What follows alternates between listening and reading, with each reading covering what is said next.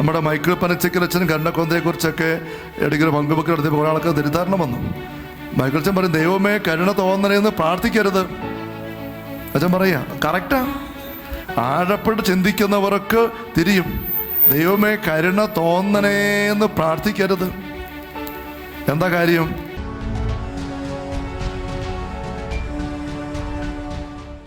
കരുണയുടെ അനുഭവം നമ്മൾ സ്വീകരിക്കുക എന്ന് പറയുമ്പം എന്താ അർത്ഥം?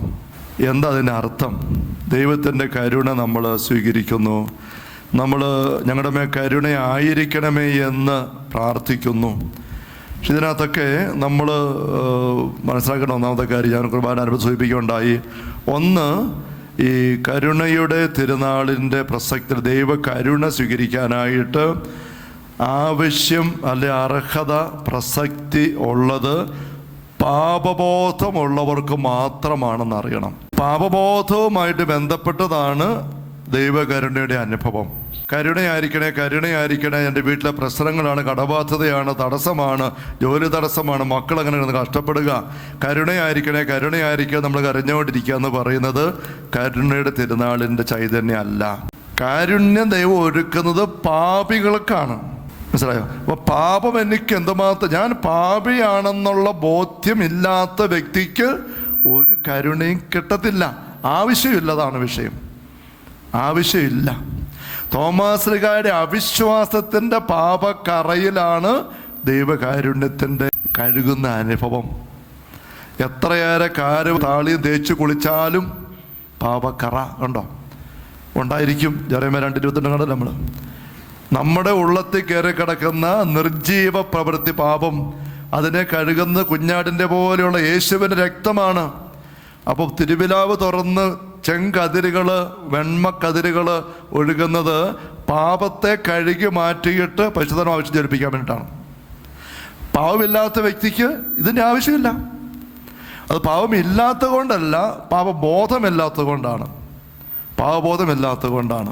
മനുഷ്യജീവിതത്തിൻ്റെ തീരുമാനമാകുന്ന മരണസമയത്തേക്ക് വരുമ്പം തീ പാറുന്ന പോരാട്ടം അവിടെ നടക്കുന്നുണ്ട്.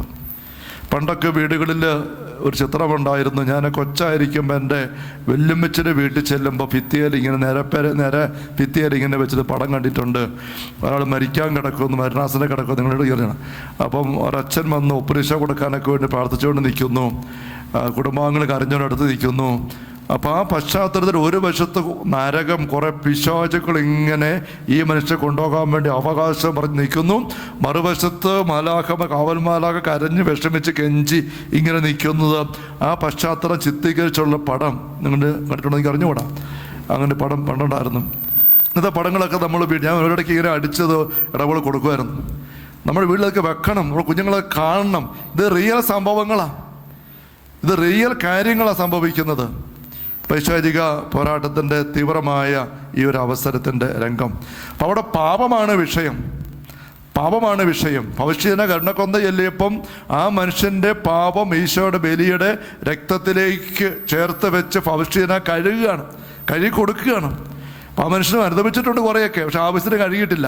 അതുകൊണ്ടാണ് അത്ര ഫലിക്കുന്നത്. യൂദാസ് ഒറ്റിക്കൊടുക്കാനായിട്ട് വന്നപ്പം ഈശോ എന്നതാ വിളിച്ചത്? സ്നേഹിത എന്ന് വിളിച്ചു. ആ വാക്കിൻ്റെ അർത്ഥം എന്നാ ചിന്തിച്ചിട്ടുണ്ടോ? സ്നേഹിതൻ ചാരാ? സ്നേഹം ഉള്ളയാളല്ലേ സ്നേഹിതൻ, അല്ലേ?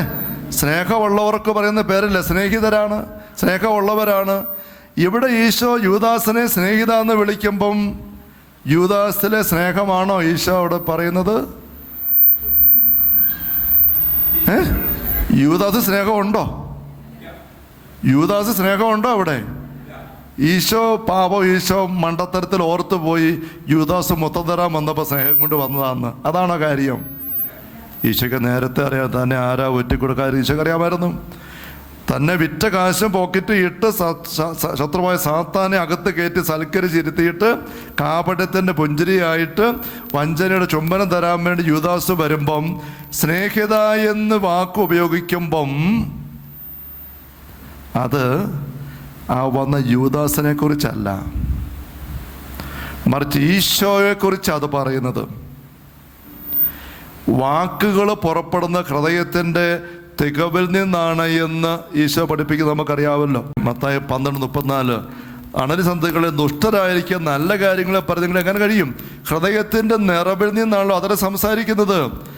ഈശോയുടെ ഹൃദയത്തിൻ്റെ നിറവിൽ നിന്ന് വരുന്ന വാക്കാണ് സ്നേഹിത. ഈശോയുടെ സ്നേഹമാണത്, ഈശോയുടെ സ്നേഹമാണ്. നമ്മൾ ഒരാളെ ചീത്ത വിളിക്കുകയാണ്, എന്നതാ ഈശോയെ ആൾക്കാർ ചീത്ത വിളിച്ചില്ലേ? പിശാചബാധയുള്ളവനാണ് നീ, ഇല്ലേ? നിനക്ക് പിശാചബാധയാണെന്ന് ഈശോയെ പറ്റി പറയുന്നുണ്ട്. അങ്ങനെ നിനക്ക് പിശാചബാധയാണെന്ന് ആൾക്കാർ പറയുമ്പം അത് വാസ്തവത്തിൽ ആരെക്കുറിച്ചാണ് കറക്റ്റ്? ആരെപ്പറ്റി പറഞ്ഞോ ആ ഈശോയെക്കുറിച്ചാണോ? ആര് പറഞ്ഞോ ആ യഹൂദരെ കുറിച്ചാണോ? ആ യഹൂദരെ കുറിച്ചാണ്. ഈശോ പിന്നെ പറയുന്നില്ല, നിങ്ങൾ പിശാചിൻ്റെ സന്തതികളാ, നിങ്ങളുടെ പിതാവ് പിശാച് ആ സ്വഭാവം നിങ്ങൾ കാണിക്കുന്നത്. അപ്പോൾ ഒരു വ്യക്തിയുടെ ഉള്ളിൽ നിന്ന് വരുന്ന വാക്ക് ആ വ്യക്തിയുടെ ഉള്ളത്തെ കാണിക്കുന്നതാണ്. ഇപ്പം ദൈവത്തിൻ്റെ കാരുണ്യം, ദൈവം കാരുണ്യവാനാന്ന് പറയുമ്പം ദൈവം കാരുണ്യവും സ്നേഹവും നന്മയും നിരന്തരം ഒഴുക്കുകയാണ്, ചൊരിയുകയാണ്. അത് നമ്മൾ സ്വീകരിക്കുക എന്നുള്ളതാണ് നമ്മൾ ചെയ്യേണ്ടത്. അപ്പോൾ ദൈവമേ കരുണയായിരിക്കണേ എന്ന് പറയുമ്പോൾ, ഞങ്ങളുടെ കരുണ തോന്നണേ എന്ന് നമ്മൾ പ്രാർത്ഥിക്കുമ്പം ദൈവത്തിന് കരുണ ഉണ്ടാകണേ എന്നല്ല അർത്ഥം. മറിച്ച് വാസ്തവത്തിൽ കരുണ സ്വീകരിക്കാൻ എൻ്റെ ഉള്ളൊന്ന് തുറക്കാൻ ഞാൻ പരിശ്രമിക്കുകയാണെന്ന് അർത്ഥം. നമ്മുടെ മൈക്കിൾ പനച്ചിക്കലച്ഛൻ കരുണക്കൊന്തയെക്കുറിച്ചൊക്കെ ഇടയ്ക്കൊരു പങ്കുവെക്കൽ നടത്തിയപ്പോൾ ഒരാൾക്ക് തിരുത്താരണം വന്നു. മൈക്കിൾ അച്ഛൻ പറയും, ദൈവമേ കരുണ തോന്നണേ എന്ന് പ്രാർത്ഥിക്കരുത്. അച്ഛൻ പറയാ കറക്റ്റാ. ആഴപ്പെട്ട് ചിന്തിക്കുന്നവർക്ക് തിരിയും. ദൈവമേ കരുണ തോന്നണേ എന്ന് പ്രാർത്ഥിക്കരുത്. എന്താ കാര്യം? ദൈവത്തിന് ഇനി ഇതിൽ കൂടി എന്ത് കരുണയാ തോന്നാനുള്ളത്? ദൈവം ചെയ്യേണ്ടതെല്ലാം മാക്സിമം ചെയ്തിട്ടിരിക്കുക. ദൈവത്തിന് ഇനി പ്രത്യേകിച്ച് ഒന്നും ദൈവത്തിന് മാറ്റം വരാൻ പറ്റുകയല്ലോ. മാറ്റമില്ലാത്തവനല്ലേ ദൈവം. നമ്മൾ കുറേ പ്രാർത്ഥിച്ച് കഴിയുമ്പോൾ ദൈവം കനിഞ്ഞു തന്നു എന്ന് പറയരുത്. അങ്ങനെ പറയുമ്പോൾ അർത്ഥം എന്താ? ദൈവം കനിവില്ലാത്തവനായിട്ട് ഇങ്ങനെ ഇരിക്കുകയായിരുന്നു, മല്ല് പിടിച്ചിരിക്കുകയായിരുന്നു. ദൈവം മല്ലനാ. പിന്നെ കരഞ്ഞ് പ്രാർത്ഥിച്ച് കുറയുമ്പോൾ ദൈവം ആദ്യം നമ്പരം പറയും, തരിയലടാ പൊടി, തരിയല പോ, തരത്തില്ല പോ. പിന്നെ കെഞ്ചി അവസാനം ശല്യം, എന്നാ കൊണ്ടുപോ. ദൈവം കനിഞ്ഞു. ഇങ്ങനെയാണോ? അല്ല. മാറ്റം ദൈവത്തിൽ ഒരിക്കലും ഇല്ല. ദൈവം മാറ്റമില്ലാത്ത നന്മയുടെ സ്നേഹത്തിൻ്റെയും കരുണയുടെ നിറവാ. ഇനി ഒട്ടും ദൈവം കൂടെ കരുണയുള്ളവരാകാനില്ല. ദൈവത്തിന് കരുണ കുറയുകയില്ല. അപ്പം നമ്മൾ ഇത് വെച്ചുകൊണ്ട് ബൈക്കിൾ പഞ്ചകച്ചൻ പറഞ്ഞത്, ദൈവത്തിൻ്റെ കാരുണ്യം നിറഞ്ഞു തുളുമ്പുകയാണ് എപ്പോഴും. നമ്മളാ ഉള്ളു തുറക്കാത്തത്. ദൈവത്തിൻ്റെ സ്നേഹം യൂദാസിൻ്റെ നേർക്ക് പോലും തുളുമ്പുകയാണ്. യൂദാസാ ഉള്ളു തുറക്കാത്തത്. നമ്മുടെ പ്രവൃത്തികളെ ആശ്രയിച്ചല്ല ദൈവത്തിൻ്റെ സ്നേഹവും കാരുണ്യം ഇരിക്കുന്നത്.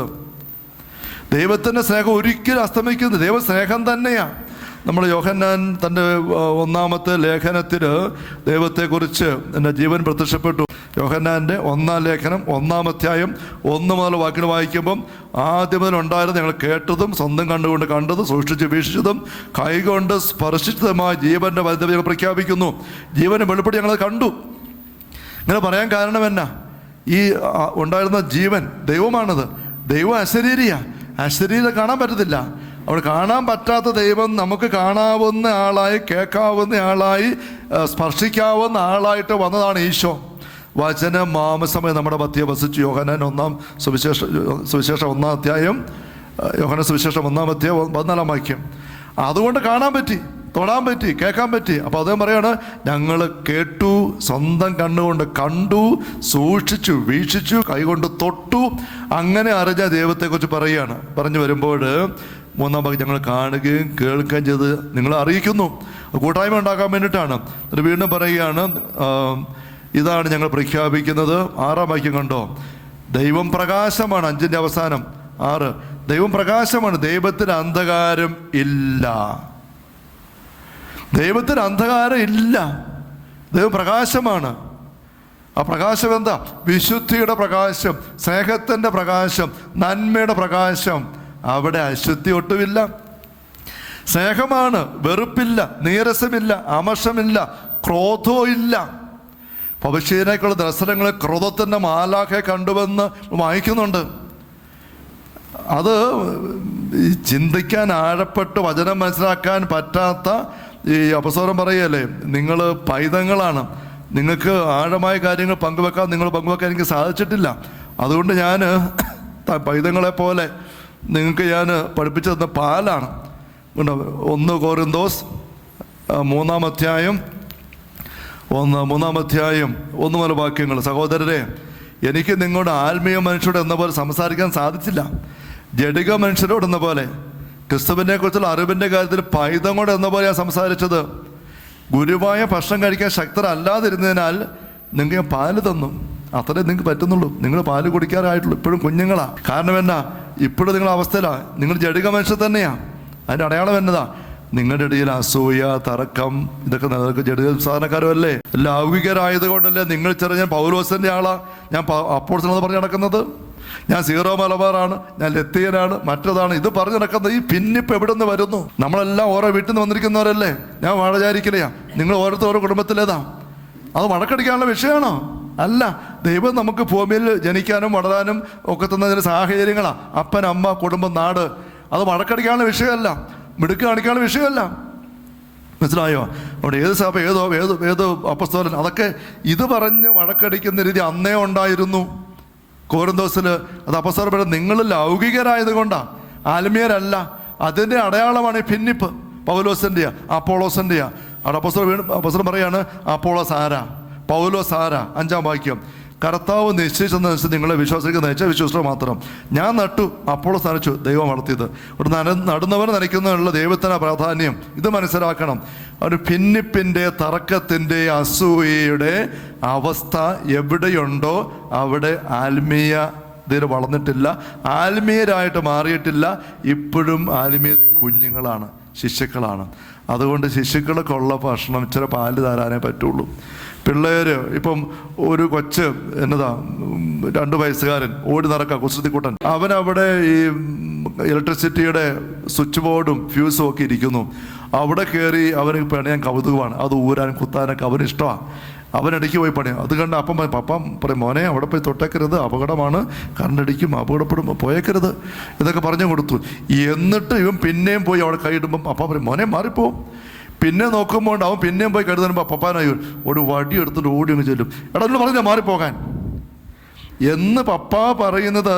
പപ്പായുടെ അങ്ങനെ വടിയും അടിയും തല്ലും ക്രോധമായിട്ടല്ല. ഈ കൊച്ചിന് തിരിയുന്നൊരു ഭാഷ അതേ ഉള്ളുവെന്ന് മനസ്സിലായപ്പം പപ്പ വടിയും കൊണ്ട് വന്നേ ഉള്ളൂ. ഇപ്പം കിണറിൻ്റെ അരബത്തിയെ പോയി കൊച്ചു കയറുക, മോനെ കയറുന്നത് മാറ്റി വെച്ചു, അങ്ങോട്ട് പോയേക്കരുത്.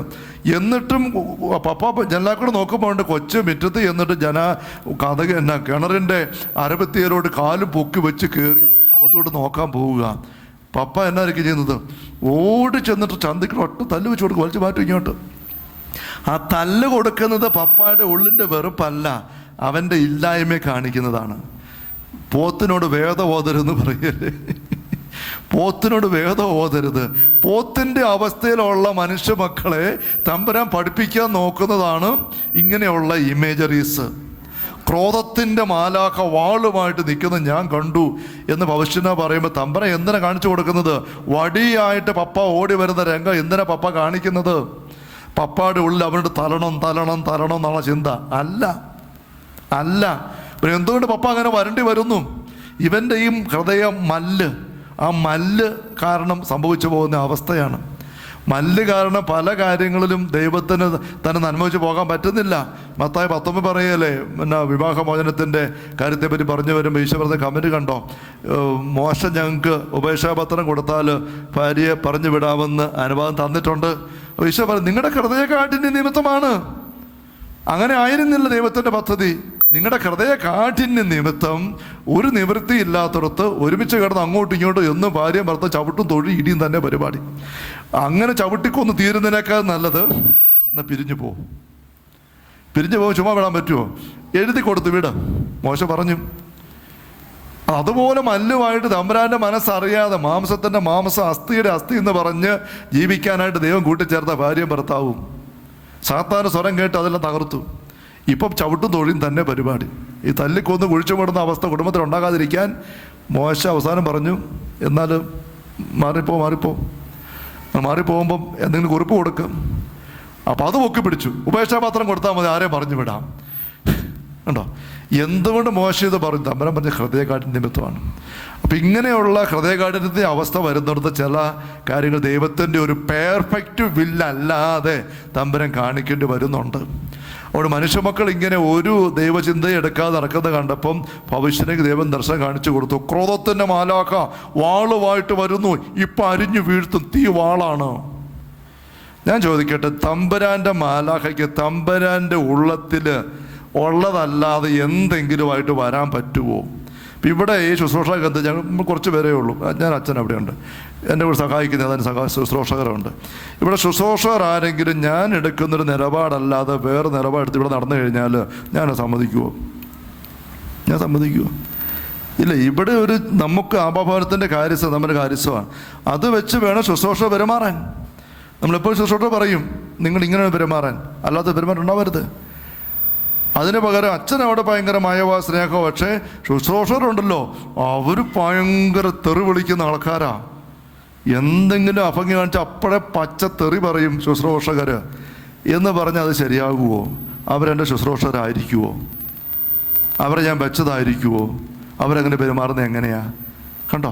അപ്പോൾ ഒരു സ്ഥാപനത്തിൽ പോലും അതിൻ്റെ ചൈതന്യത്തിന് വിരുദ്ധമായ രീതിയിൽ ഒരാൾക്ക് പെരുമാറാൻ പറ്റുകയില്ലെങ്കിൽ സ്വർഗമെന്ന് പറയുന്ന തമ്പുരാൻ്റെ ഭവനത്തിൽ തമ്പുരാൻ്റെ സ്നേഹത്തിന് നിരക്കാത്ത ഒരു ക്രോധത്തിൻ്റെ അരൂപി എവിടുന്ന് വരും? വരത്തില്ല. പിന്നെ എന്താണ് കാണിച്ചത്? അത് മനുഷ്യരുടെ ആത്മീയ അവബോധം, അന്വേഷണം, ഗ്രഹണശേഷി ഇല്ലാത്തത് കൊണ്ട് അവർക്ക് തിരിയുന്ന ഭാഷ കാണിച്ചെന്നേ ഉള്ളൂ. അല്ലാതെ ഒന്നുമല്ല സ്നേഹമുള്ളവരെ, ഒന്നുമല്ല. ഇത് നമുക്കൊന്ന് തിരിച്ചറിയാൻ പറ്റും. ഇതറിഞ്ഞിട്ടാണ് ഈ പരഞ്ചക്കരച്ച ഒരിക്കൽ പറഞ്ഞു, ഈ കരുണ തോന്നണേ എന്ന് പറഞ്ഞ് പ്രാർത്ഥിക്കുന്ന പോലും ആഴപ്പെട്ട് ചിന്തിച്ചാൽ തെറ്റാണ്. ഇവിടെ കുർബാന സ്വീകരണത്തെ പ്രഭാഷണിക്ക് പറഞ്ഞു, കുർബാന സ്വീകരണത്തിലെ പാട്ടൊക്കെ മകേത് എടുക്കണം വെച്ചപ്പം ഇങ്ങനെ ഈ ചില പാട്ടുകളൊക്കെ ഇല്ല, ഇങ്ങനെ വളരെ ഇമോഷണലായിട്ട് ഈശോയെ കെഞ്ചി പിടിക്കുക, ഈശോയെ എൻ്റെ ഹൃദയത്തിൽ ഒന്ന് വരാവോ, ഒരു നിമിഷം എൻ്റെ ഹൃദയത്തിൽ വസിക്കാവോ എന്ന് പറഞ്ഞ് കെഞ്ചുന്ന രീതിയിലുള്ള പാട്ടൊക്കെ നമുക്ക് കേൾക്കുമ്പം എൻ്റെ ഹൃദയത്തെ സക്രാരിയാക്കി എന്നൊന്ന് വരണേ, ഈശോയെ വരണേ എന്ന് നമ്മൾ പാടി പ്രാർത്ഥിക്കുമ്പോൾ ഏതാണ്ട് നമുക്ക് കെഞ്ചാനുള്ള സുഖം പോലെ തോന്നും. പക്ഷെ വാസ്തവത്തിൽ കെഞ്ചി ചോദിക്കുന്നതും നമ്മളല്ല, തമ്പുരാന ചോദിക്കും, നിന്റെ ഹൃദയം ഞാൻ ഒന്ന് വരട്ടെ. വെളിപാട് പുസ്തകത്തിൽ 3-ാമത്തെ അധ്യായത്തിൽ 19-ാം വാക്യം എന്താണ്? ഞാൻ വാതിലിൽ മുട്ടുന്നു, ആരെങ്കിലും എൻ്റെ സ്വരം കേട്ട് വാതിൽ തുറന്നു തന്നാൽ അടുത്ത് വരും. വാതിലിൽ മുട്ടുന്നത് തമ്പുരാനാ. തമ്പുരാൻ നമ്മുടെ മക്കളെ കെഞ്ചിക്കൊണ്ട് നിൽക്കുന്നത്, ഒന്ന് തുറന്നു തന്നേ, ഞാൻ അങ്ങോട്ട് ഒന്ന് വരട്ടെ. അപ്പോൾ നമ്മൾ ഇത് ചിന്തിക്കാതെ ഒരു ഇമോഷണൽ അപ്പീൽ കിട്ടാൻ വേണ്ടിയിട്ട് പാട്ടിടുന്ന ആൾക്കാർ കുമാരനസികത്തിന് പറ്റിയ പാട്ടാന്ന് പറഞ്ഞ് എഴുതുകയാണ്, കർത്താവേ എൻ്റെ ഹൃദയത്തിലേക്ക് ഒന്ന് വരാവോ, ഇവിടെ ഒന്ന് വസിക്കാവോ, നിൻ്റെ കൂടെ അല്പനേരം ഞാനൊന്ന് ഇരുന്നോട്ടെ. ഈ വാക്കുകൾ വാസ്തവത്തിൽ തമ്പുരാൻ നമ്മൾ നിരന്തരം നമ്മൾ പറഞ്ഞുകൊണ്ടിരിക്കുന്ന കാര്യമാണ്. നമ്മൾ തമ്പുരാനെ പരിഹസിക്കുക ഇങ്ങനെ പാടി പ്രാർത്ഥിക്കുമ്പം. നമ്മൾ തമ്പുരാനെ പരിഹസിക്കുക പറയുമ്പം ശരിക്കും അർത്ഥം മനസ്സിലാക്കിയാൽ ശരിയാണോ? ഇവിടെ ദൈവ കരുണയെക്കുറിച്ച് നമ്മൾ ചിന്തിക്കുമ്പോൾ കുറേ കാര്യം നമ്മൾ കണ്ടു കഴിഞ്ഞു. ബാക്കി ചിന്തിക്കുമ്പോൾ പേഴ്സണൽ അനുഭവം എന്താ? ദൈവമേ എന്നോട് കരുണ തോന്നണമേ എന്ന് പ്രാർത്ഥിക്കാൻ വാസ്തവത്തിൽ വചന ഉൾക്കാഴ്ച ഉള്ള ഒരു വ്യക്തിക്കും പറ്റത്തില്ല. കാരണം നമ്മൾ ലൂക്കായുടെ സുവിശേഷം 5-ാമത്തെ അധ്യായത്തിൽ 5-ാം അധ്യായത്തിൽ 12-ാം വാക്യം കണ്ട് 12-13 വാക്യങ്ങൾ. ലൂക്ക 5:12-13. Hallelujah, hallelujah, hallelujah. പിന്നീട് ഒരിക്കൽ യേശു പട്ടണത്തിലായിരിക്കുമ്പോൾ ഒരു കുഷ്ഠരോഗി വന്ന് അവനെ കണ്ട് സാഷ്ടാംഗം വീണ് പ്രാർത്ഥിച്ചു, കർത്താവേ അങ്ങയ്ക്ക് മനസ്സുണ്ട്, എന്നെ ശുദ്ധനാക്കാൻ കഴിയും. ഈശോയുടെ മറുപടി എന്താണ്? ഈശോയുടെ പ്രതികരണം എന്താ? അല്ല. സ്ക്രീനെ നോക്ക്, വചനം എന്താ? ഈശോ എന്താ ചെയ്തത്? എന്താ ഈശോ ചെയ്തത്? പ്രതികരണം എന്താ? കൈ നീട്ടി തൊട്ടു, എന്നിട്ടേ വാക്കുള്ളൂ എനിക്ക് മനസ്സുണ്ട്. വാ കൊണ്ട് പറയുന്നതിന് മുമ്പ് ജീവിതം കൊണ്ട് ചെയ്തു. തമ്പുരാൻ അതാ. ചിലപ്പോൾ രാഷ്ട്രീയ മേഖലയിലൊക്കെ നമ്മൾ പറയും രാഷ്ട്രീയക്കാർ ഒരുപാട് വാഗ്ദാനങ്ങൾ തരും, അതെവിടെ പോയത് പിന്നെ അറിയത്തില്ല. വാക്കുകൊണ്ട് ഒരുപാട് പറയും. നമ്മളൊക്കെ അങ്ങനെയാണ്, വാക്കുകൊണ്ട് ഒത്തിരി പറയും. വാഗ്ദാനങ്ങൾ, തമ്പുരാൻ്റെ വാഗ്ദാനത്തെക്കാളും സ്വയം ദാനമാണ്. മനസ്സുണ്ട് ശുദ്ധനാക്കാൻ കഴിയും. മനസ്സുണ്ടെന്ന് പറയുന്നതിന് മുമ്പ് തൊട്ട് കഴിഞ്ഞു, സഭയ്ക്കും കൊടുത്തു. പിന്നെ വാക്കുകൊണ്ട് പറയുന്നത് മനസ്സുണ്ട്, ശുദ്ധനാവുക. അതാണ് റോമാലേഖനത്തിൽ 5-ാമത്തെ അധ്യായത്തിൽ പൗലോസ് പറയല്ലേ, നമ്മൾ പാപികളായിരിക്കെ ഇല്ലേ, ദൈവത്തിൻ്റെ സ്നേഹം എങ്ങനെയാണ് നമുക്ക് മനസ്സിലാകുന്നത്? റോമ 5:6 മുതൽ വാക്യങ്ങൾ. ദൈവത്തിൻ്റെ സ്നേഹം നമ്മൾ ചൊരിയപ്പെട്ടു. 5, 6, 7 വാക്യങ്ങൾ. ബലഹീനരായിരിക്കെ ക്രിസ്തു പാൽ മരിച്ചു. നീതിമാന് വേണ്ടി പോലും ആരും മരിക്കാൻ പ്രയാസമാണ്. ഒരുപക്ഷെ ഒരു നല്ല മനുഷ്യന് മരിക്കാൻ തിരിഞ്ഞു വരാം. നാം പാപികളായിരിക്കും ക്രിസ്തു നമുക്ക് വേണ്ടി മരിച്ചു. അങ്ങനെ നമ്മളുള്ള അതിൻ്റെ സ്നേഹം ദൈവം പ്രകടമാക്കി. പാപികളായിരിക്കെ നമുക്ക് വേണ്ടി മരിച്ച് രക്തം ചിന്തി കാത്തു നിൽക്കുന്ന ദൈവം. മാറ്റം വരേണ്ട ദൈവത്തിലല്ല, കരുണ ഉണ്ടാകേണ്ട ദൈവത്തിലല്ല, മനസ്സലിയേണ്ട ദൈവത്തിലല്ല, നമ്മിലാണ് മാനസാന്തരം ഉണ്ടാകേണ്ടത്. അതിനുവേണ്ടിയുള്ള ബലപ്രയോഗമാണ് നമ്മൾ ആവർത്തിച്ച് കരുണക്കൊന്ന ചെല്ലുമ്പോൾ. ദൈവത്തിൻ്റെ മനസ്സ് മാറ്റാനല്ല, നമ്മുടെ ഉള്ളനെ ഒന്ന് തുറന്ന് തമ്പുരാൻ്റെ കരുണ സ്വീകരിക്കാൻ റെഡിയാക്കുക. അതിനു വേണ്ടിയിട്ടാണ് നോയമ്പും എടുത്ത് പ്രായശ്ചിത്തം എടുത്ത് ഉപവാസം എടുത്തൊക്കെ പ്രാർത്ഥിച്ച് ചില കാര്യങ്ങൾ നടന്നു കെട്ടാൻ, ചില കെട്ടഴിയാൻ വേണ്ടി നമ്മൾ നോക്കുമ്പം ഇത്രയും സമയം എടുക്കുന്ന എന്തിനാ? തമ്പുരാന് മാറ്റം വരാനല്ല. നിങ്ങൾ ചോദിക്കുന്നതിന് മുമ്പ് തന്നെ നിങ്ങളുടെ ആവശ്യം സ്വർഗസ്ഥനായ പിതാവ് അറിയുന്നു അല്ലേ? ഏതാ വചനം? മത്തായി 6-ാമത്തെ അധ്യായത്തിൽ 6-7 തിരുവചനങ്ങൾ ഇല്ലേ? 7-ാം വാക്യം കണ്ടോ? മത്തായി 6:7 പ്രാർത്ഥിക്കുമ്പോൾ വിജാതീയരെ പോലെ നിങ്ങൾ അതിഭാഷണം ചെയ്യരുത്. അതിഭാഷണം വഴി നിങ്ങളുടെ പ്രാർത്ഥന കേൾക്കുമെന്ന് അവർ കരുതുന്നു. അവരെ പോലെ ആകരുത്. നിങ്ങൾ ചോദിക്കുന്നതിന് മുമ്പ് നിങ്ങളുടെ ആവശ്യം പിതാവ് അറിയുന്നു. ചോദിക്കുക പോലും വേണ്ടെന്ന ശരിക്കുള്ളൊരു അങ്ങനത്തെ ഒരു അവസരം കയറി വരണം. തമ്പുരാൻ്റെ പക്കം ചോദിക്കുക പോലും വേണ്ട. ദൈവം ചെയ്യാനുള്ള മുഴുവൻ ചെയ്ത് കഴിഞ്ഞു. നമ്മൾ എടുക്കുന്നിടത്താണ് പ്രശ്നം വന്നിരിക്കുന്നത്. അപ്പോൾ ദൈവത്തിൻ്റെ കാരുണ്യത്തെക്കുറിച്ച് നമ്മൾ പറയുമ്പോൾ ഭവിഷ്യയുടെ ദർശനത്തിൻ്റെ ക്രോധത്തിൻ്റെ മാലാഖ എന്നൊക്കെ പറയുന്നത്, അങ്ങനെ ക്രോധം ദൈവത്തിനില്ല. ദൈവം പ്രകാശമാണ്, അന്ധകാരം ഇല്ല. നമ്മളാണ് അന്ധകാരത്തിൽ കൂടെ പോകുന്നത്. ദൈവ സ്നേഹമാണെന്ന് പറയുമ്പം സ്നേഹത്തിൻ്റെ നിറവാണ് ദൈവം. നമ്മുടെ ധ്യാനത്തിൽ കുറച്ച് ചിന്തിക്കുന്ന കാര്യമാണ് ഇത്. നമ്മൾ ആഴത്തിൽ മനസ്സിലാക്കേണ്ട കാര്യമാണ് ഈ കരുണയുടെ അനുഭവം. ഇപ്പോൾ പിശാചിൻ്റെ സാന്നിധ്യങ്ങൾ ആ മരണാസന മനുഷ്യനെ പൊതിഞ്ഞ് നിൽക്കുന്നിടത്ത് കരുണക്കൊന്ത ചെല്ലിയപ്പം ആ വ്യക്തി തിന്മകൾ മാറി, പിശാചിൻ്റെ ശല്യങ്ങൾ നീങ്ങി.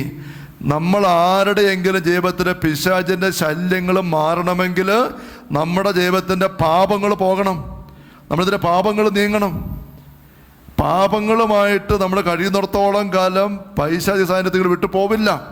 നമ്മൾ ഇന്ന് ഡെലിവറി ശുശ്രൂഷയെക്കുറിച്ച് വലിയ തെറ്റിദ്ധാരണ തന്നെ സഭയിൽ തന്നെ ഉണ്ടെന്ന് പറയാൻ പറ്റും. ഡെലിവറി ശുശ്രൂഷ ചെയ്യുന്ന അനേക വൈദികർ എൻ്റെ സുഹൃത്തുക്കൾ സംസാരിക്കുമ്പോൾ ഞാൻ പാപ്പത്തി പറയുന്നതാണ്, ഇങ്ങനെ ഓരോ ദിവസം പ്രാർത്ഥനയ്ക്ക് വെച്ച് ഇപ്പോൾ ഏകദിനം ഇന്ന് ഒരുമിച്ച് പ്രാർത്ഥനയ്ക്ക് കൂടിയിരിക്കല്ലേ. നമ്മൾ പലരും വരുന്നത് എന്തിനാ? അച്ഛനെ ഒന്ന് കണ്ട് അച്ഛനെടുത്ത് എന്നിട്ട് അച്ഛനൊന്ന് കൈവച്ച് പ്രാർത്ഥിച്ചിട്ട് ഈ കെട്ടഴിക്കണം, കെട്ടുപൊട്ടിക്കണം. അതിനു വേണ്ടിയിട്ടാണ്. സ്നേഹമുള്ളവരെ, ഇതല്ല തമ്പുരാൻ്റെ പദ്ധതിയും വഴിയും. ശുശ്രൂഷ ചെയ്യാൻ സഭയ്ക്ക് അധികാരമുണ്ട്, പൗരോഹിത്യത്തിന് അധികാരമുണ്ട്. ആ അധികാരം ദൈവം നമുക്ക് തന്നിരിക്കുന്നത് നമ്മൾ ഉപയോഗിക്കേണ്ടത് തമ്പുരാൻ തന്നിരിക്കുന്ന വഴിയിലൂടെയാണ്. ആ വഴിയാണ് ഈശോ വാ പൊളിച്ചപ്പോഴേ പറയുന്നത്. മർക്കോസ് 1:14-15 പറഞ്ഞത്, അനുതപിക്കുവിൻ, വിശ്വസിക്കുവിൻ. ഈ കാര്യം ചെയ്യാൻ തയ്യാറാകാത്ത വ്യക്തികളിൽ നിലനിൽക്കുന്നൊരു വിടുതൽ കൊടുക്കാൻ പറ്റത്തില്ല. മത്തായി 12 നമ്മളെപ്പോഴും ആവർത്തിച്ച് കാണുന്ന കാര്യമാണ്. മത്തായി 12 അശുദ്ധാത്മ ഒരു മനുഷ്യനെ വിട്ടുപോകുന്നിടത്ത് വീണ്ടും 7 കൂടെ കൂട്ടിക്കൊണ്ട് വരുന്ന സംഭവം ഈശോ പറയുന്നത് നമുക്കറിയാം. ഈ അപകടം നമ്മൾ എല്ലാവരുടെ മുമ്പിലുണ്ട്, അനേകർക്ക് സംഭവിക്കുന്നുണ്ട്. കരിസ്മാറ്റിക് ധ്യാനത്തെക്കുറിച്ച് പലപ്പോഴും ആൾക്കാർ പറയുന്നതിന് പുച്ഛ കമൻ്റ് ഉണ്ട്. ഇതൊക്കെ ചുമ്മാ നിലനിൽക്കുന്ന വിടുതലൊന്നുമല്ല. ചില സഭാധ്യക്ഷന്മാർ പോലും ഒരിക്കലും മെത്രാൻ പിതാവ് എന്നോട് പറഞ്ഞു, ഇച്ചിരി തുറന്ന് സംസാരിച്ചപ്പോൾ, അച്ഛാ ഈ ധ്യാനങ്ങൾ കൊണ്ടൊന്നും മാറി നന്നാവുമോ ചോദിക്കുക. ധ്യാനങ്ങൾ കൊണ്ട് കാര്യം നടക്കാൻ വേണ്ടി കുറച്ച് പേര് വരുന്നത് തന്നെ പിന്നെ വരുന്നു, വല്ല മാറ്റം ഉണ്ടാകുന്നുണ്ടോ അച്ഛാ ഇതുകൊണ്ടൊക്കെ എന്ന് ബിഷപ്പ് ചോദിച്ച് നൊമ്പരത്തോടെ ചോദിക്കുന്നതാണ്.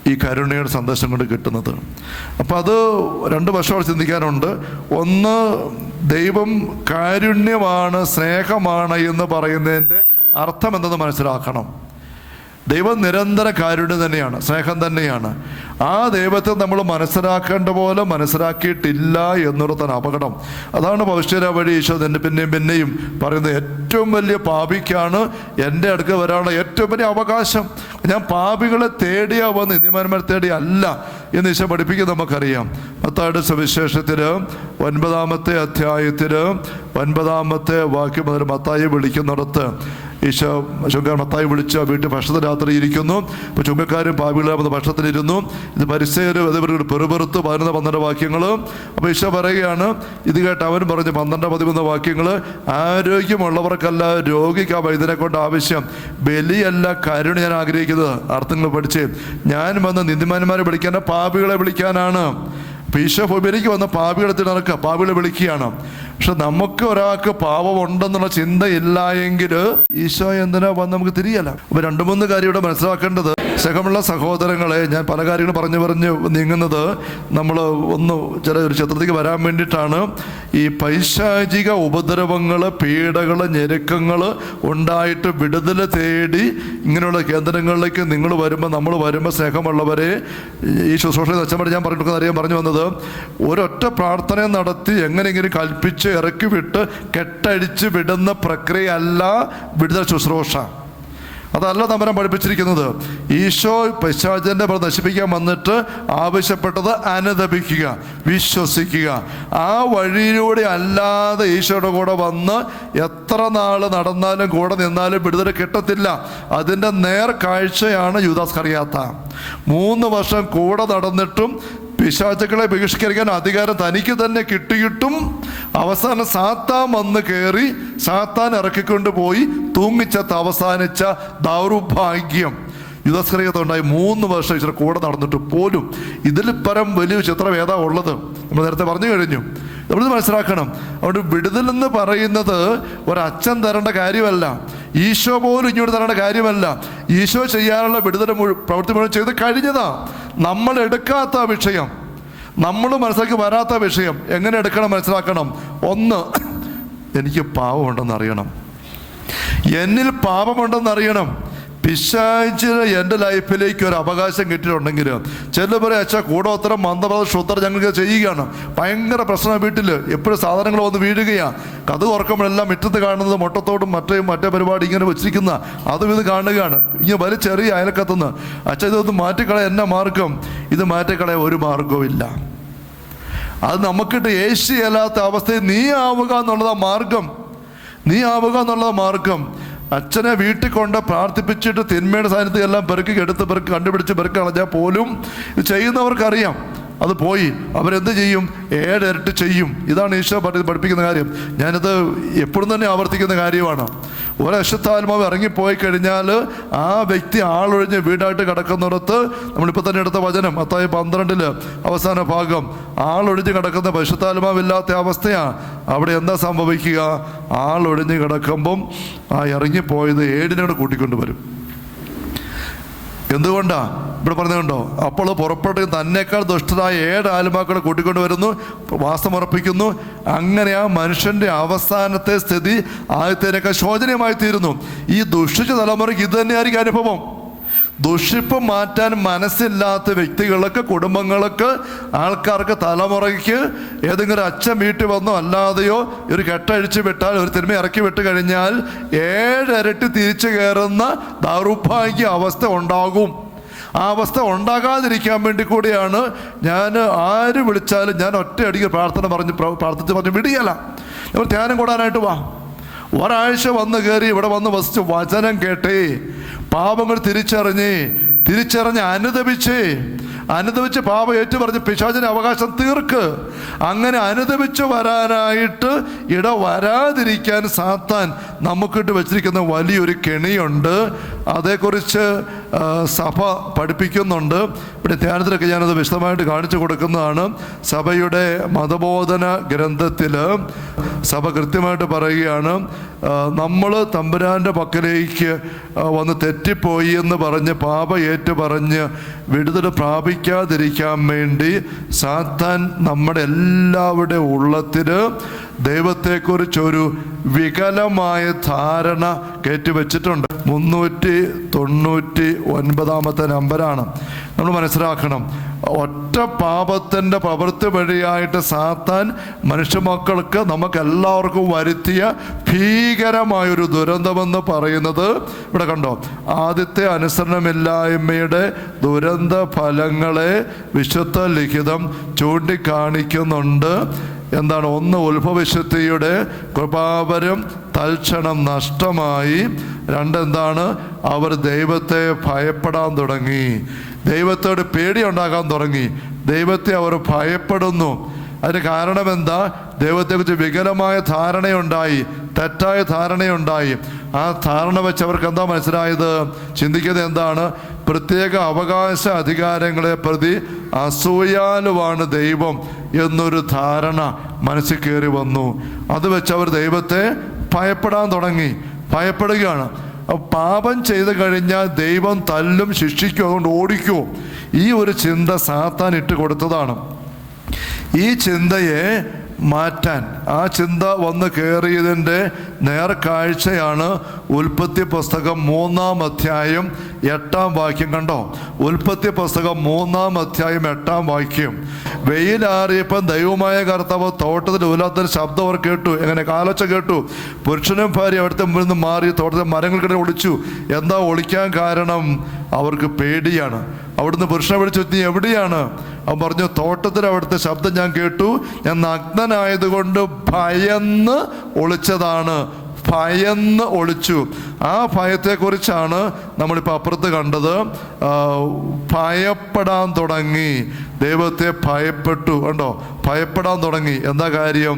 ദൈവത്തെക്കുറിച്ചുള്ള വികലമായൊരു ധാരണ അവിടെ ഉള്ളിൽ കയറി. വികലമായ ധാരണ, ദൈവം ശിക്ഷിക്കുന്നവനാണ് എന്ന്. ആ ധാരണ തെറ്റാണ് എന്ന് ഈശോ പഠിപ്പിക്കാൻ നോക്കി. ഭയപ്പെടരുത്, ഭയപ്പെടരുത്. ഏത് പാപത്തെപ്പെട്ടാലും പേടിക്കണ്ട. നിങ്ങളുടെ പാപങ്ങൾ നിങ്ങൾ പാപം നടക്കുമ്പോൾ തന്നെ ഞാൻ കണ്ടിട്ട് അതിന് ഞാൻ പരിഹാരം ചെയ്തിട്ട് നിങ്ങളെ ചങ്കത്ത് ചേർത്ത് വെക്കാൻ വേണ്ടി ഞാൻ വരുന്നത്. ഈശോ പഠിപ്പിക്കുന്നറിയാമല്ലോ. ലൂക്ക 15:1 വാക്യം വായിക്കുമ്പം ഈ കാണാതെ പോയ ആടിൻ്റെ ഉപമ.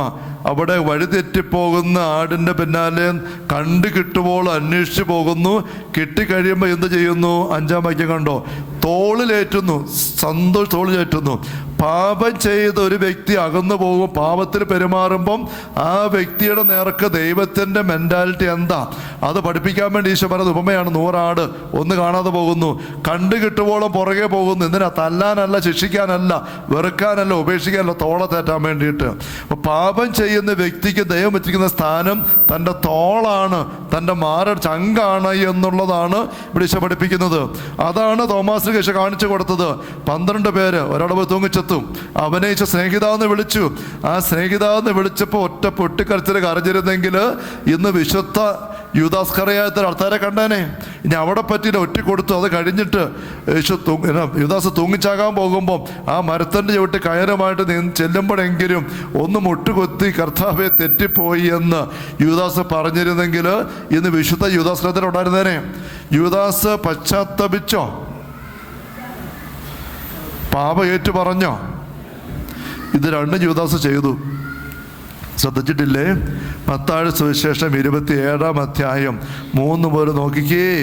മത്തായിയുടെ സുവിശേഷം 27-ാം അധ്യായം 3 മുതൽ അവനെ ഒറ്റിക്കൊടുത്ത യൂദാസ് അവൻ ശിക്ഷയ്ക്ക് വിധിക്കപ്പെട്ടു എന്നറിഞ്ഞപ്പോൾ പശ്ചാത്തപിച്ച്, കണ്ടോ, മറക്കരുത്, പശ്ചാത്തപിച്ച് ആ 30 വെള്ളിനാണെങ്കിൽ പ്രധാന പുരോഹിതന്മാരെയും പ്രമാണിമാരെ ഏൽപ്പിച്ചുകൊണ്ട് പറഞ്ഞു, ഇത് ഏറ്റുപറച്ചില്ല, നിഷ്കളങ്ക രക്തത്തെ ഒറ്റിക്കൊടുത്ത് ഞാൻ പാപം ചെയ്തിരിക്കുന്നു. കണ്ടോ, കുമ്പസാരമല്ലേ, ഏറ്റുപറച്ചിലല്ലേ? പശ്ചാത്തപിക്കുകയും ചെയ്തു, പാപം ഏറ്റു പറയുകയും ചെയ്തു. പക്ഷെ എന്താ പിന്നെ മോചനം കിട്ടാത്തത്? അപ്പോൾ അവരെന്ത് പറഞ്ഞു? അവർ പറഞ്ഞ എന്താണ്? 4-ാം വാക്യം പറയുകയാണ്, പിതാവിൻ്റെയും പുത്രൻ്റെയും പരിശുദ്ധാത്മാവിൻ്റെയും നാമത്തിന് പാപം ക്ഷമിച്ചിരിക്കുന്നു, പൊക്കോളാൻ പറഞ്ഞോ? എന്നാ പറഞ്ഞു? അത് നിന്റെ കാര്യമാണ്, നീ പോയി വേണ്ട തൂങ്ങിച്ചാകും, നീ നിന്നെ നോക്കാൻ പറഞ്ഞു. പശ്ചാത്തപിച്ച് പാപം ഏറ്റു പറയേണ്ടത് പാപം ക്ഷമിക്കാൻ അധികാരമുള്ള തമ്പുരാന്റെ പക്കലാ, അല്ല തമ്പുരാൻ അധികാരം കൊടുത്ത വ്യക്തിയുടെ പക്കലാ. അത് സഭയിൽ പുരോഹിതർക്ക് അധികാരം ഈശോ കൊടുത്തിട്ടുണ്ട്. യോഹന്നാന്റെ സുവിശേഷത്തിന് നമ്മൾ കാണുന്നുണ്ടല്ലോ, ഈശോ അപ്പസ്തലന്മാർക്ക് പ്രത്യക്ഷപ്പെടുമ്പോൾ 22, 23 വാക്യങ്ങളിൽ 21 വാക്യം, യോഹന്നാൻ 20:23, നിങ്ങൾ ആരുടെ പാപങ്ങൾ ക്ഷമിക്കപ്പെട്ടിരിക്കും, ആരുടെ പാപം ബന്ധിക്കപ്പെട്ടിരിക്കും. അങ്ങനെ പറഞ്ഞ് പാപം മോചിക്കാനുള്ള അധികാരം ഈശോ അപ്പസ്തലന്മാർക്ക് കൊടുത്തത് കൊണ്ട് മാത്രമാണ് സഭയിൽ പാപമോചന ശുശ്രൂഷ കുമ്പസാരം ഉള്ളത്. മാർപ്പാപ്പയാണെങ്കിൽ പോലും സ്വന്തം പാപം എത്ര നിസ്സാരമാണെങ്കിൽ പോലും സ്വയം മോചിക്കാൻ പറ്റത്തില്ല. ഏതെങ്കിലും ഒരു വൈദികന്റെ പക്കൽ പോയി മുട്ടുകുത്തി അല്ലെങ്കിൽ കുമ്പിട്ട് പാപം എളിമയോടെ തുറന്നേറ്റു പറഞ്ഞ് മാപ്പ് ചോദിച്ചാൽ മാത്രമേ മാർപ്പാപ്പയുടെ ഒരു നിസ്സാര നീരസത്തിന് പോലും കെട്ടഴിയുള്ളൂ. ഏറ്റു പറയുമ്പം അത് മോചിക്കാനുള്ള അധികാരം ദൈവം കൊടുത്തുകൊണ്ടാണ്. അപ്പോൾ യൂദാസ്കരത്തെ പശ്ചാത്തപിച്ചു, ഏറ്റു പറഞ്ഞു. മോചിക്കാൻ അധികാരമുള്ള പുരോഹിതന്റെ പക്കലായിരുന്നില്ല, യേശുവിന്റെ പക്കലായിരുന്നില്ല. അതാ തെറ്റിപ്പോയത്. അപ്പൊ യൂദാസ്കറിയാത്ത പോലും വരുമ്പോൾ ഈശോയുടെ സ്നേഹം കവിഞ്ഞൊഴുക, സ്നേഹിതാ, എൻ്റെ സ്നേഹിതനാണ് നീ. അതാ ഇവിടെ അർത്ഥം. യൂദാസ് ഈശോ സ്നേഹിക്കുന്നു എന്നല്ല വാക്കിൻ്റെ അർത്ഥം. സ്നേഹിത എന്ന് വിളിക്കുമ്പോൾ ദൈവത്തിൻ്റെ സ്നേഹം പ്രകടമാകുന്നത്. ആ സ്നേഹത്തിലേക്ക് ഈശോ വിളിക്കുകയാണ്. യൂദാസ് കയറി വന്നില്ല. അപ്പൊ നമുക്ക് യൂദാസ് മാറിപ്പോയി. ഞാൻ പറഞ്ഞു വന്നത്, പാപത്തിൻ്റെ അവസ്ഥ ഉണ്ടാകുമ്പം സാത്താൻ നമുക്ക് തരുന്ന അടുത്ത ചിന്തയാണ് കുറ്റബോധം. ഓടി മാറിക്കൂ, തമ്മിൽ ഇഷ്ടമില്ല. പാപം ചെയ്ത് കഴിയുമ്പം നമുക്ക് എല്ലാവർക്കും ഉണ്ടാകുന്ന ചിന്ത ഇതല്ലെന്ന് ഓർത്ത് നോക്കി. ഒരു പാപം ചെയ്തു ഉടനെ കണ്ടോ, പാപം ചെയ്താൽ ഈശോയ്ക്ക് നിന്നെ ഇഷ്ടമില്ല നമ്മൾ കുഞ്ഞുങ്ങളെ പറഞ്ഞ് പഠിപ്പിക്കുന്നുണ്ട്. കുരുത്തക്കേട് കാണിക്കരുത്, വഴക്കടിക്കരുത്, കട്ട് തിന്നരുത്, ചീത്ത വിളിക്കരുത്. ഈശോയ്ക്ക് ഇഷ്ടമില്ല, ഈശോ തല്ലും. നമ്മൾ സിമ്പിളായിട്ട് പറയുന്ന വാക്കുകളാണ്. അത് കുഞ്ഞുങ്ങൾക്ക് തിരിയുന്ന ഭാഷയാണ്, തല്ലും. അത് അവർക്ക് തിരിയുള്ളൂ. പക്ഷെ അതുവഴി സാത്താൻ്റെ ഒരു ചിന്ത പങ്കുവയ്ക്കപ്പെടുന്നുണ്ട്. എന്താണ്? പാപം ചെയ്യുന്ന വ്യക്തികളെ ദൈവത്തിന് ഇഷ്ടമില്ല. പാപം ചെയ്യുന്ന വ്യക്തികളെ ദൈവത്തിന് ഇഷ്ടമില്ല എന്ന് പറയുന്ന തിരുവചനം ഏതാണ്? നീ പാപം ചെയ്യുമ്പോൾ നിന്നെ ദൈവത്തിന് ഇഷ്ടമില്ല എന്ന് പറയുന്ന തിരുവചനം എവിടെയാ? ഈശോ എവിടെയും പഠിപ്പിക്കുന്നുണ്ടോ അങ്ങനെ? ഈശോ ഒരിടത്തും പഠിപ്പിച്ചിട്ടില്ല. മറിച്ച് പാപം ചെയ്യുന്ന വ്യക്തിയുടെ പിന്നാലെയാണ് താൻ കണ്ടുകിട്ടുമ്പോഴും തേടി വരുന്നെന്ന് ഈശോ പഠിപ്പിക്കുന്നത്. അതാണ് കരുണയുടെ ദൈവം. ആ ദൈവത്തെ തിരിച്ചറിയാനായിട്ട് നമ്മൾ പരാജയപ്പെടുന്നതുകൊണ്ടായി നാളുകളിൽ പൗഷ്ടിന വഴി ഈശോ വീണ്ടും വെളിപ്പെടുത്തുകയാണ്. വന്നേ, പേടിക്കാതെ. പാപം ഉണ്ടായി കഴിയും മനസ്സിടിയുന്നുണ്ടോ, മുഖം വാടുന്നുണ്ടോ, തല കുനിച്ച് മാറിപ്പോകാൻ തോന്നുന്നുണ്ടോ, സാത്താൻ്റെ നിയന്ത്രണത്തിലാണ് നീ ഇപ്പോഴും. മറിച്ച് പാപം ഉണ്ടായി കഴിയുമ്പോൾ കർത്താവേ നിന്റെ ചങ്കത്തോട് ഞാൻ വരട്ടെ. കൊച്ചുരസ്യ പറയുന്നുണ്ട് തൻ്റെ ആത്മകഥയുടെ അവസാനത്തെ ഖണ്ഡികയിൽ കൊച്ചുരസ്യ പറയും, ഒരു വ്യക്തിക്ക് സാധ്യമായ സകല പാപങ്ങളും ചെയ്യാൻ ഇടവന്ന ഒരു വ്യക്തിയായിരുന്നു ഞാനെങ്കിൽ പോലും. മരിക്കാൻ കിടക്കുമ്പോൾ കൊച്ചുരസ്യ പറയുന്നതാണ്.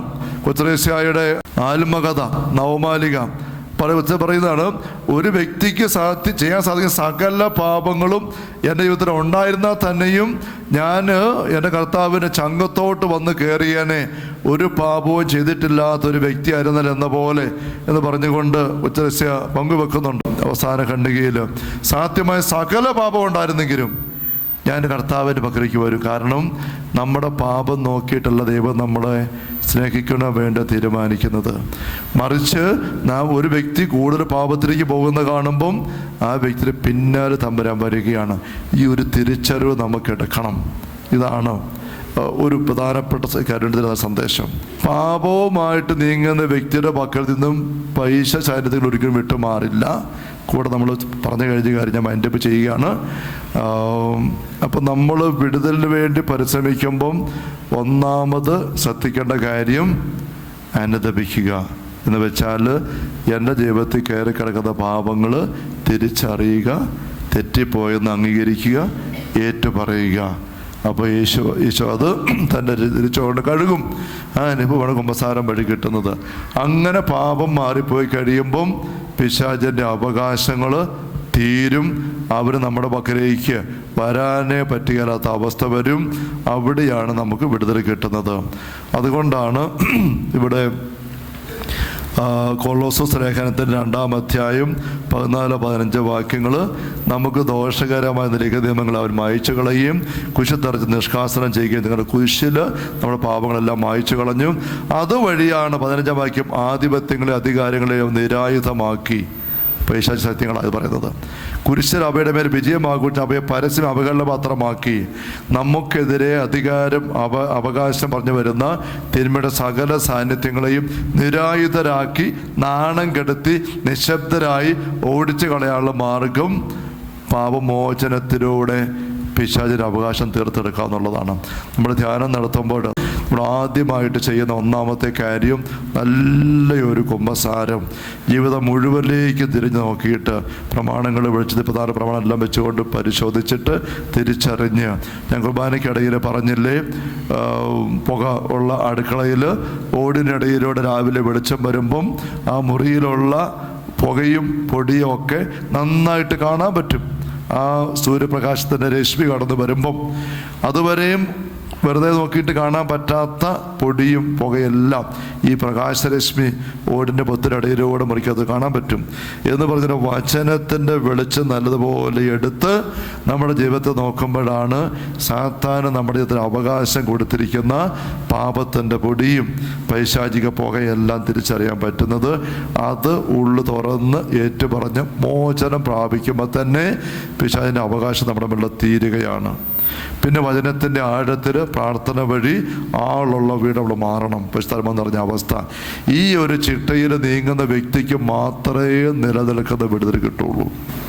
അതിനുവേണ്ടി നമ്മൾ ചെയ്യുന്ന വിശദമായ ശുശ്രൂഷയാണ് ഒരാഴ്ചത്തെ താമസമുള്ള ധ്യാനം. സ്നേഹമുള്ള സഹോദരങ്ങളെ, നമുക്ക് നിലനിൽക്കുന്ന വിടുതൽ, ആഴമായ വിടുതൽ, സകല തിന്മയുടെ സാന്നിധ്യങ്ങൾ, ആക്രമണങ്ങൾ, കൂടോത്തര മതശത്രു എന്തും തൊടിയേലാത്ത അവസ്ഥയിലേക്ക് വരാൻ പറ്റുന്ന വിടുതൽ നമുക്ക് അവകാശപ്പെട്ടതാണ്. ഈശോ നേടി തന്നതാണ്. ലൂക്കായുടെ സുവിശേഷം 10-ാമത്തെ അധ്യായത്തിൽ 19-ാം വാക്യം നമുക്കറിയാമല്ലോ. പാമ്പുകളുടെയും തേളുകളുടെയും ശത്രുവിൻ്റെ സകല ശക്തികളുടെ മീതെ ചവിട്ടി നടക്കാൻ നിങ്ങൾ അധികം തന്നിരിക്കുന്നു, ഒന്നും നിങ്ങളെ ഉപദ്രവിക്കുകയില്ല. ഈ ഒരു അനുഭവം നമുക്ക് ഓരോരുത്തർക്കും സ്വന്തമാക്കാൻ പറ്റും. അതിൽ കയറി വരണം, പറ്റും. അത് വെച്ചിട്ടാണ് അതിൻ്റെ ഒരു പ്രധാനപ്പെട്ട ചുവടുവെപ്പാണ് കണ്ടു. ഞാൻ ആവർത്തന വ്യവസ്ഥ പറയുകയല്ല, പാവമോചനം. അവിടെയുള്ള വലിയ തടസ്സമാണ് ദൈവത്തെ ഒരു വികലമായ ധാരണ, ഭയം. അതിനെ മറികടക്കാനായിട്ട് തമ്പുരാൻ പ്രത്യേകമായിട്ട് നടന്ന ഇടപെടലാണ് കരുണയുടെ തിരുനാട്. പേടിച്ച് മാറുന്ന തോമാശ്രീകായെ ചങ്കത്തോട് ചേർത്ത് പിടിച്ചതാണ് പുതിയാറിൻ്റെ തോമാശ്രീ വിശ്വാസ പ്രഖ്യാപനം. ഇത് നമുക്ക് നിരന്തരം ഉണ്ടാകേണ്ട അനുഭവമാണ്. നിരന്തരം നമുക്ക് ഈ അനുഭവം വേണം. കാരണം നമ്മുടെ ജീവിതത്തിൽ എത്ര സൂക്ഷിച്ചാലും ഇനിയും ഓരോ ദിവസവും നീതിമാൻ പോലും 7 പ്രാവശ്യം വീഴുന്നു എന്ന് പറയുന്ന പോലെ നമുക്ക് വീഴ്ച പാപം ഉണ്ടായെന്ന് വരും. സാത്താൻ നിരന്തരം ചുറ്റി നടക്കുന്നുണ്ട്. പത്രോസിനെ പോലും വഴിതെറ്റിക്കാൻ നോക്കിയില്ലേ, വിജയിച്ചില്ലേ? ഈശ്വര പക്കൽ പോലും മരണം ഒഴിവായി പോകണേ എന്ന് പിതാവിനോട് പ്രാർത്ഥിക്കാൻ തോന്നിപ്പോയി. അതുപോലെ സാത്താൻ പ്രേരണയിട്ട് കൊടുത്തതാണ്. മരണം ഒഴിവായി പോകണമെന്ന് പറഞ്ഞപ്പോഴാണ് പത്രോസ് പറഞ്ഞപ്പോൾ ഈശോ സാത്താനെന്ന് വിളിച്ചത്. സാത്താൻ ഇട്ട ചിന്തയാണിത്. ആ ചിന്ത തന്നെ ഈശോ കശത്തോടത്തിന് പിതാവിനോട് പറഞ്ഞ് മരണം ഒഴിവാക്കിത്ത, പാനപാത്രം ഒഴിവാക്കിത്ത. അത് ഈശോയുടെ ചിന്തയല്ല, പിതാവിൻ്റെ ചിന്തയല്ല, സാത്താൻ കൊടുത്ത ചിന്തയാണ്. ഈശോയിൽ പോലും ആ ചിന്ത സാത്താൻ കയറ്റി. ഈശോയെ മറികടക്കുന്ന പ്രാർത്ഥിച്ച ശക്തി എടുത്തിട്ടാണ്, പിതാവിൻ്റെ വിട്ടുകൊടുത്തുകൊണ്ടാണ്. ഇതൊക്കെ നമുക്ക് ഈ വിടുതലിന് വേണ്ടി പോരാട്ടത്തിൻ്റെ പല പല സ്റ്റെപ്പുകളാണ്. ഇതെല്ലാമാണ് നമ്മൾ ഈ ഒരാഴ്ചത്തെ ശുശ്രൂഷ നമ്മൾ ചെയ്യാനായിട്ട് പോകുന്നത്. Hallelujah, hallelujah, hallelujah.